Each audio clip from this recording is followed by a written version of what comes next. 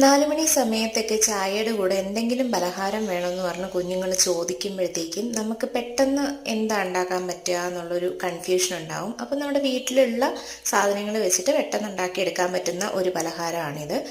ഞാൻ ഉപയോഗിക്കുന്നത് ചെറുപഴമാണ്. ചെറുപഴമോ ഏത്തപ്പഴമോ നമുക്ക് എടുക്കാം. നന്നായിട്ട് പഴുത്ത ചെറുപഴം ഏത്തയ്ക്ക, അതൊക്കെ മിക്കവാറും എല്ലാ വീടുകളിലും കാണുമല്ലോ, കുട്ടികൾക്ക് എപ്പോഴും ആവശ്യമുണ്ടല്ലോ. പിന്നെ നമ്മൾ അമൃതം പൊടി അല്ലെങ്കിൽ ഗോതമ്പ് പൊടി എടുക്കാം. ഞാനിവിടെ രണ്ടും കൂടെ മിക്സ് ചെയ്തിട്ട് ഒന്ന് ചൂടാക്കി എടുത്തിട്ടുണ്ട്, വറുത്തെടുത്തിട്ടുണ്ട്. എന്നിട്ട് നമ്മൾ ഈ ഉടച്ച ചെറുപഴത്തിൻ്റെ കൂടെ അതൊന്ന് നന്നായിട്ട് മിക്സ് ചെയ്തെടുക്കുന്നുണ്ട്. കുറച്ചുപ്പും ഏലക്കാപ്പൊടിയും ചേർത്തിട്ടുണ്ട് കേട്ടോ ഇതിനകത്ത് വേണമെങ്കിൽ നിങ്ങൾക്ക് ബേക്കിംഗ് പൗഡറോ സോഡയോ അങ്ങനത്തെ എന്തെങ്കിലും സാധനങ്ങളൊക്കെ ചേർക്കാം. ഇവിടെ അതൊന്നും ചേർത്തിട്ടില്ല.